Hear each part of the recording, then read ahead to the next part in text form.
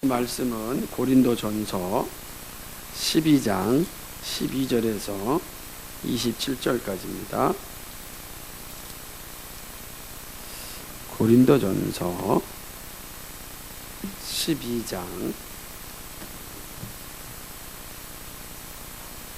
12절에서 27절까지 우리 한 절씩 서로 교독하도록 하겠습니다. 제가 12절 먼저 읽습니다.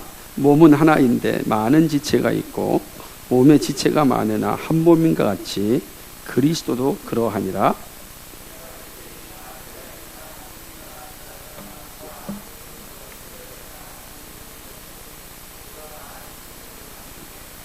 몸은 한 지체뿐 아니요 여럿이니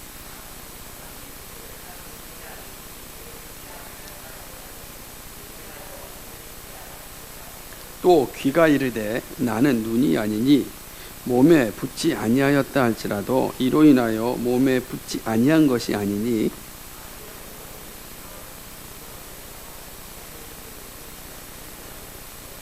그러나 이제 하나님이 그 원하시는 대로 지체를 각각 몸에 두셨으니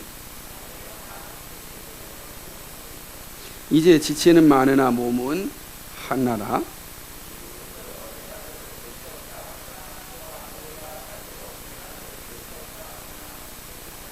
이뿐 아니라 몸에 더 약하게 보이는 지체가 도리어 요긴하고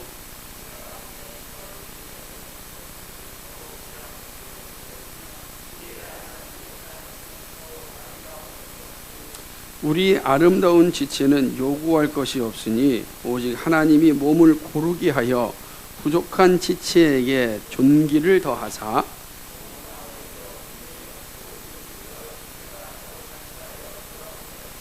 만일 한 지체가 고통을 받으면 모든 지체도 함께 고통을 받고 한 지체가 영광을 얻으면 모든 지체도 함께 즐거워하나니 너희는 그리스도의 몸이요 지체의 각 부분이라.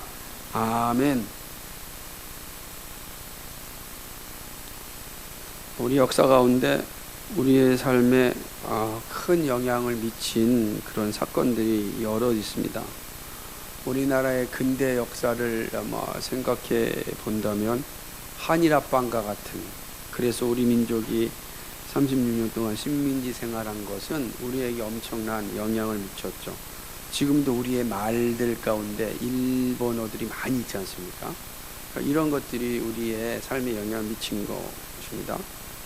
아마 3.1운동, 그런 것 가운데 3.1운동도 우리에게 큰 영향을 미쳤고, 그러나 가장 큰 영향을 미쳤다라고 볼 수 있는 6.25 이념 전쟁 같은 거, 그리고 조금 더 가까이 4.19 혁명, 그리고 5.18, 또 광주 민주화 운동, 87년도에 있었던 민주화 운동 같은 것입니다. 근데 이것보다도 가장 최근에 일어난 사건이라고 한다면 아마 세월호 사건 같은 것입니다. 그러니까 이런 것들은 우리의 어쩌면 직접적인 관련이 없는 것처럼 여길 수 있지만 실제로 우리의 삶에 여러 곳에서 영향을 주었던 것입니다. 그 가운데 이 세월호 사건은 우리에게 참 많은 교훈을 주는데 여러 가지가 있겠지만 전 두 가지 생각해 본다면, 하나는 인간의 존엄성에 대한 경각심을 우리에게 가져다 줬습니다. 인간이 얼마나 소중한 존재인데 사람들이 인간의 존엄성에 대해서 정말 가볍게 여기고 있구나라고 하는 것을 우리에게 알려준, 그래서 더더욱더 인간의 존엄성이 얼마나 소중한지를 다시금 깨닫게 해준 그런 사건이라고 생각합니다. 그리고 그보다도 더 분명한 우리에게 준 교훈이 있다고 한다면, 자신이 있는 자리에서 자기 역할을 감당하지 않을 때 모든 사람들에게 얼마나 큰 피해를 주는지 우리에게 알게 합니다. 본다면 세월호 선장이라든지 조타수, 항해사들이 자신들의 책임을 인정하지 않고 회피하는 그런 모습들을 볼 때, 참 한 영혼이 다친 아픔 가운데서도 자신의 그 실수들을 이렇게 끝까지 회피하고자 하는 모습을 보면 좀 속이 많이 상하는 것이죠. 거기만 그런 것 아니죠. 계속해서 밝혀진 것처럼 정부의 거짓된 대응, 이게 얼마나 큰 아픔을 가져다 주었는지 모릅니다. 저도 사실 제 친구가 그 교회의 아이가 거기에 있어서 당일날 아침에 바로 거기 가서 이게 통화를 주고받았던 기억이 있는데, 확실히 TV에 나오는 거랑 다른 모습을 보면서 마음이 아파했던 그런 것들을 사실 이제 경험했던 그런 상황이었습니다. 그러니까 그러면서 느낀 거죠. 각자의 사람들이 자신들이 있는 자리에서 정직하게 최선을 다하였다면 이런 아픔 사건들이 일어났을까, 이런 생각을 해보지 않을 수 없었습니다. 왜냐하면 너무나 인재와 같은 그런 사건들이기 때문에 그렇습니다. 자신이 있는 자리에서 자신에게 맡겨진 일들에 최선을 다하면 거기는 정말 선한 열매들이 나타나는 게 분명합니다. 그런데 이러한 모습은 교회에도 동일합니다. 교회가 세워지고 무너지는 것도 성도들 각자가 자신의 역할을 어떻게 감당하느냐에 달려 있습니다. 교회는 저절로 세워지지 않죠. 그리고 유지되지도 않습니다.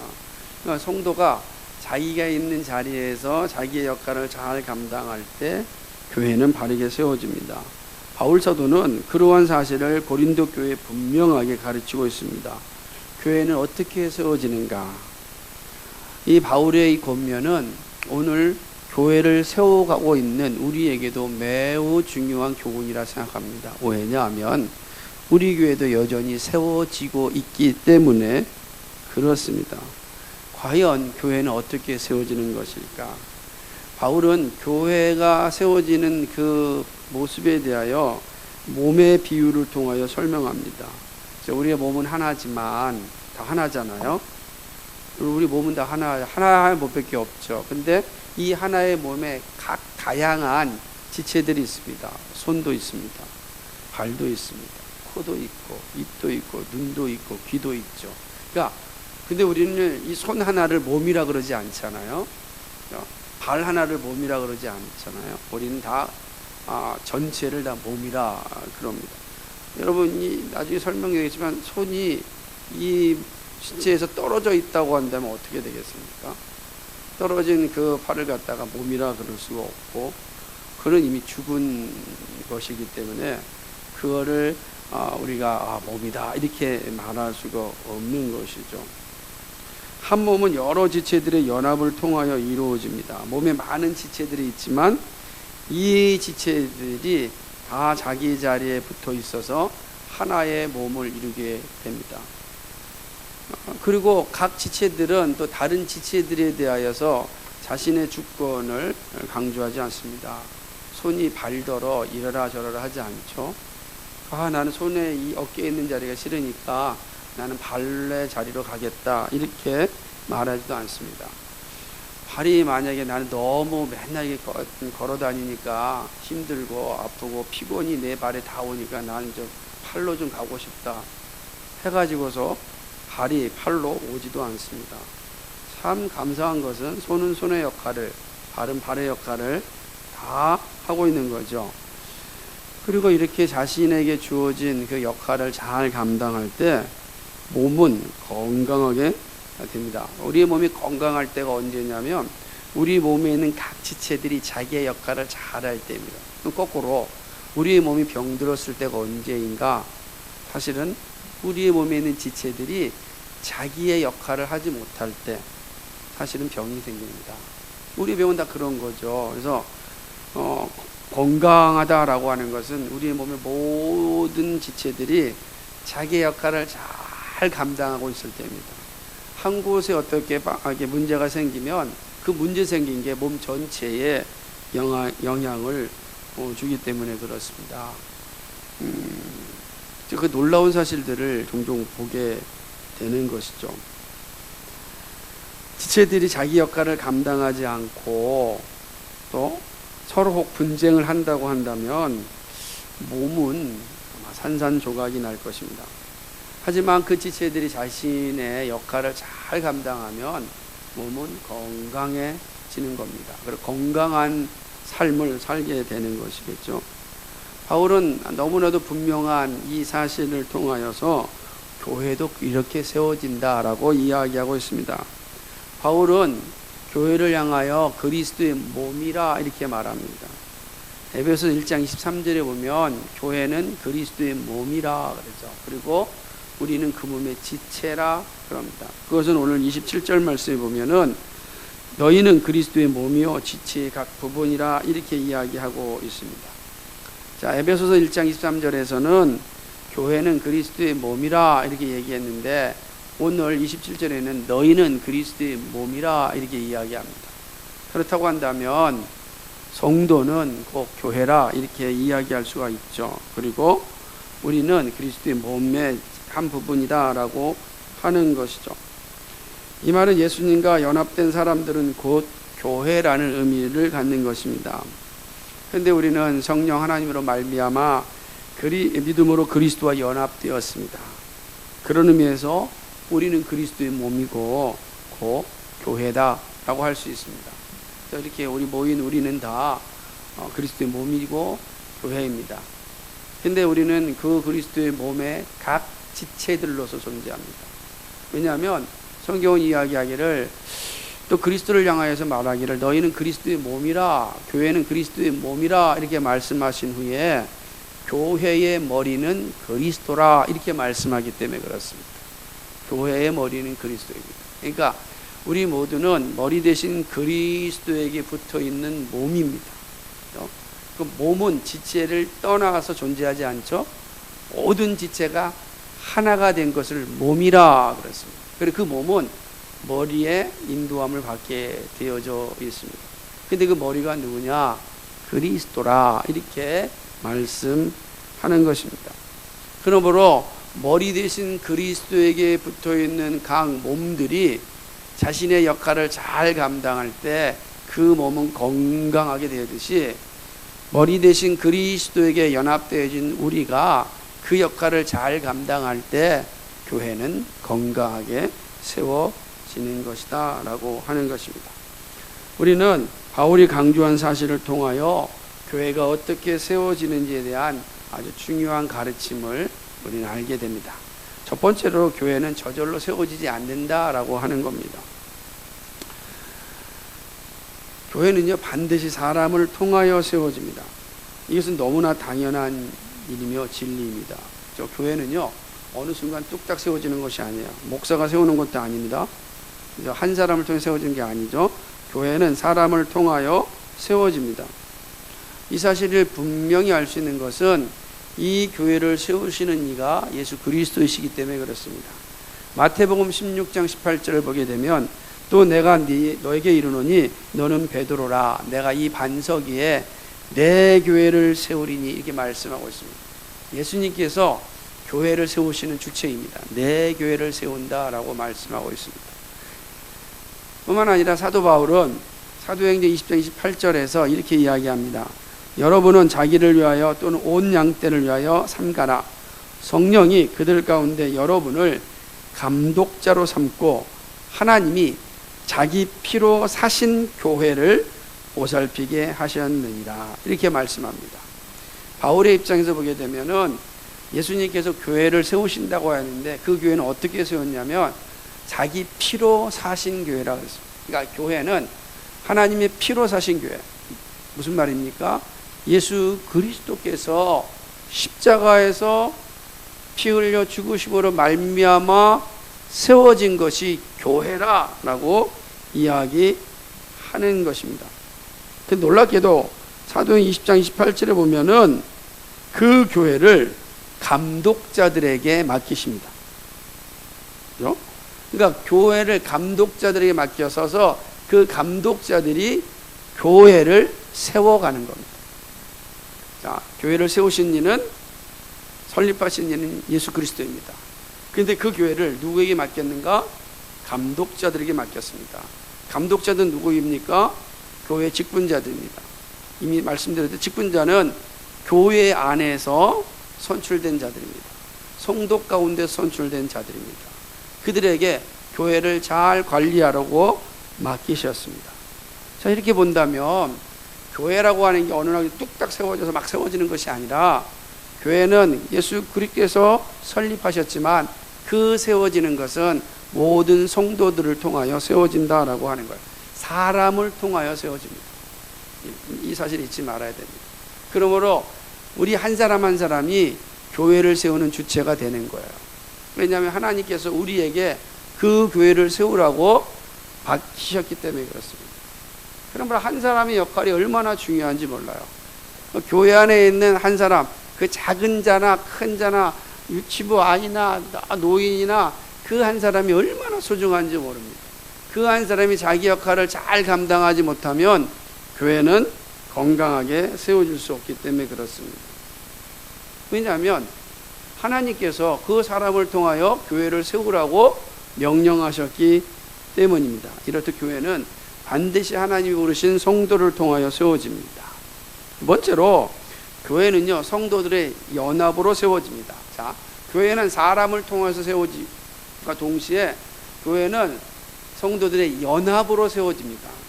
이 말은 교회라고 하는 것이 어떤 능력 있는 한 사람을 통하여 세워지는 것이 아니다라고 하는 것입니다. 목사가 교회를 개척했다고 해서 목사가 교회를 세우는 게 아닙니다. 성도가 교회를 개척했다고 해서 성도 그 한 사람이 교회를 세우는 게 아닙니다. 교회는 그렇게 세워지지 않습니다. 제가 제주도에 놀러 갔는데, 제주도에 아주 명물인 관광지인 교회가 하나 있었습니다. 정말 사람들이 많이 오는 겁니다. 정말 잘 지어놨더라고요. 아주 그냥 이게 주변에 이렇게 물 위에 교회가 세워져 있고, 정말 저런 데서 예배 드리면은 정말 마음 편하겠다 할 정도로 그 한라산 중턱에 멋지게 세워졌습니다. 근데 그 교회는 관광 명소입니다. 한 회사의 대표가 교회를 진 겁니다. 그런데 교회 건물만 지니까 이상하니까 그 교회에 예배를 드리도록 허락하였습니다. 그 예배를 드리기 시작했습니다. 근데 이제 문제가 생깁니다. 그 교회 주인은 누구냐면, 그 법적 주인은 그 회사 사장입니다. 근데 실제로 그 안에서 성도들이 예배를 드리는 겁니다. 근데 예배를 주체적으로 드릴 수가 없는 겁니다. 왜냐하면 그 예배당은 한 개인의 건물로 되어 있기 때문입니다. 그래서 결국 분쟁이 일어났습니다. 교회라고 하는 것은 모든 성도들 함께 세워나가는 것입니다 라고 하는 것이 교회에서 예배드리는 이들의 주장이었고, 반면에 그 교회는 실질적으로 주인이 그 회사에 있으니 마음대로 주장할 수 없다라는 것이었습니다. 결국은 예배를 드릴 수 없게 되었고, 법적으로는 그 회사 대표의 소유이기 때문에 그렇습니다. 우린 그럴 때 교회당은 있지만 교회는 없다고 말하는 겁니다. 교회당은 있어요. 그러나 교회는 없습니다. 교회는 능력 있는 한 사람을 통하여 세워지는 것이 아니라, 교회는 부름받은 성도들이 연합하여 세워지는 것입니다. 하나님은 다양한 성도들의 은사를 통하여 교회를 세웁니다. 그래서 교회를 세우는 성도들에게 하나님께 다양한 은사를 주셨고, 그 은사를 가진 성도들이 함께 교회를 세워나가는 겁니다. 그래서 교회 안에 있는 성도들의 은사는 어느 것 하나 부족한 것이 없다. 다 소중한 겁니다. 오늘 21절 22절 말씀에 이렇게 이야기합니다. 눈이 손도로 내가 너를 쓸데없다 하거나, 또한 머리가 발도로 내가 너를 쓸데없다 하거나 하지 못하리니, 이뿐 아니라 몸에 더 약하게 보이는 지체가 도리어 요긴하고, 이렇게 말씀하고 있습니다. 이 말이 무슨 말입니까? 우리 몸의 지체 가운데 요긴하지 않은 것이 하나도 없습니다. 다 필요합니다. 여러분, 새끼발가락이 귀찮다고 없앤다면 어떻게 되겠습니까? 아마 걷지 못할 겁니다. 그죠? 이 새끼발가락이 얼마나 중요한 역할을 하는지 몰라요? 발톱이 빠진다면 어떻게 되겠습니까? 이 발톱 자꾸만 자라니까 귀찮잖아요. 맨날 잘라야 되니까. 그래서 아예 발톱을 다 빼버리겠다 한다면 어떻게 되겠습니까? 예. 아마 운동하는 사람 불가능할 겁니다. 발톱이 얼마나 큰 역할을 하는지 몰라요. 가끔 이 코털을 생각할 때 짜증날 때가 많아요. 그죠? 그래서 이 코털을 막 다 없애고 싶은데 코털을 없앤다면 어떻게 되겠습니까? 우리는 매일 감기에 걸릴 겁니다. 매일 못 견딜 겁니다. 하나하나가 다 요긴한 겁니다. 보이지 않지만 하나님께서 만들어주신 각 지체들은 작거나 크거나 되게 중요합니다. 우리는 종종 생각할 때 우리의 눈이, 우리의 코가, 우리의 입이, 아니 우리의 손이 더 중요하다고 생각할지 모르겠습니다. 그런데 하나님 편에서는 다 소중합니다. 다 소중. 요긴하지 않은 것이 하나도 없다라고 하는 것입니다.